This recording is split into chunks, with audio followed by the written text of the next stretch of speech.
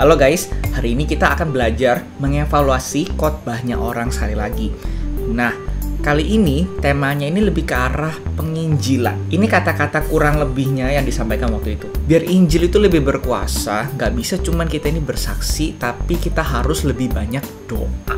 Ini mengindikasikan there are some things that we can do untuk meningkatkan kekuatan Injil itu sendiri. Pertanyaannya, apakah ini yang firman Tuhan ajarkan? Apakah dengan kita berdoa lebih, Injil itu jadi lebih berkuasa? That's the question. Aku berani bilang, tidak, ini salah. Karena firman Tuhan ngomong, kalau Injil itu sendiri adalah kekuatan Allah. Dan bukan cuma kekuatan Allah aja, tapi kekuatan Allah yang menyelamatkan. Paulus sama bilang, I'm not ashamed of the gospel. Karena Injil itu sendiri yang berkuasa menyelamatkan orang dari maut. Dari ayat firman Tuhan ini aja cukup jelas kalau nggak ada indikasi ada yang bisa kita lakukan untuk meningkatkan kuasa quote in quote Injil itu sendiri. Implikasinya apa ini? Oke, mungkin kita nggak lihat ayat itu, kita coba tanya, ada nggak ayat firman Tuhan lain yang mengindikasikan kalau kita ini bisa meningkatkan quote in quote kuasa Tuhan untuk bekerja dalam menyelamatkan orang ketika memberitakan Injil dan sebagainya. Kalau teman-teman nggak nemu nih, aku coba bantu ya di Kisah Para Rasul pasal 19 ayat 15. Ini kisahnya anak-anak Skewa yang memakai nama Yesus dan segala macam, tapi kayaknya diragukan apakah mereka beneran pengikut Kristus apa enggak. Tapi iblis yang coba diusir sama anak-anak Skewa itu ngomong apa? Yesus aku kenal, Paulus aku tahu, tapi kamu siapa? Cukup menarik sebenarnya ini. Tetapi dari intisarinya saja, Paulus pakai nama Yesus, Petrus pakai nama Yesus, berkuasa tuh. Tapi kok ini anak-anak Skewa kok nggak berkuasa? Apa karena Paulus dan Petrus lebih banyak doa? Karena teman-teman mereka rasul, punya jabatan, lebih punya urapan? Pribadi ya, aku rasa sih bukan soal itu. Karena iblis sendiri tuh tanya, kamu tuh siapa? Mengimplikasikan kalau anak-anak Skewa itu belum lahir baru, bukan pengikut Kristus. Mengapa aku berani bilang mereka bahkan belum di dalam Tuhan, belum diselamatkan, belum percaya Yesus? Karena dari cara ngomong itu kelihatan jelas kalau mereka ini bahkan belum menjadi murid Yesus. Dia bilang ketika mengusir iblis waktu itu, demi nama Yesus yang Paulus beritakan itu. Kok aneh sekali, ini bukan sesuatu yang umum kalau kita anak-anak Tuhan pakai.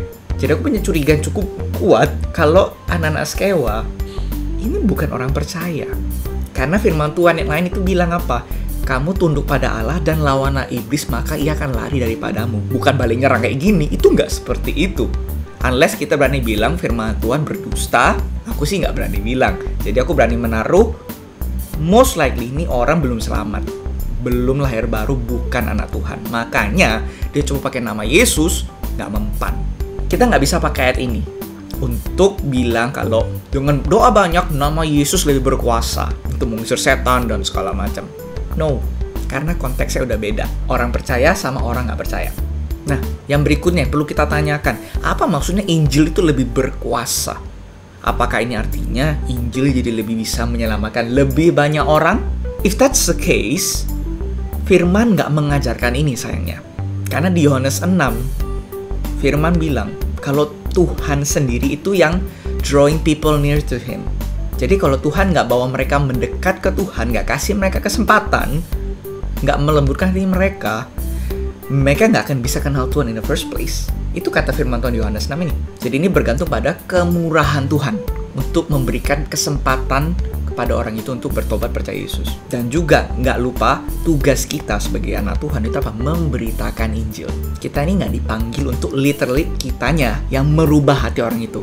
Itu bukan tugas dan tanggung jawabnya kita, tapi itu bagiannya Tuhan.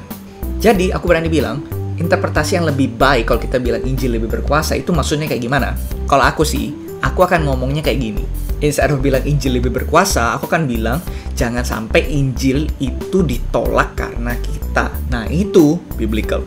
Jangan sampai karena keluhan kita, karena kita ini malas-malasan, aras-arasan, nggak mau cari Tuhan, jadi batu sandungan buat orang. Ketika kita beritakan Injil, orang itu jadi lebih malas untuk mendengarkan kita, untuk datang ke Tuhan. Kenapa? Karena kita ini jadi penghalangnya mereka untuk berjumpa sama Tuhan. Seperti kata di 2 Korintus 6 ayat 3. Dalam hal apapun, kami tidak memberi sebab orang tersandung supaya pelayanan kami jangan sampai dicela. Itu kata Paulus. Pelayanannya termasuk apa? Obviously termasuk salah satunya penginjilan.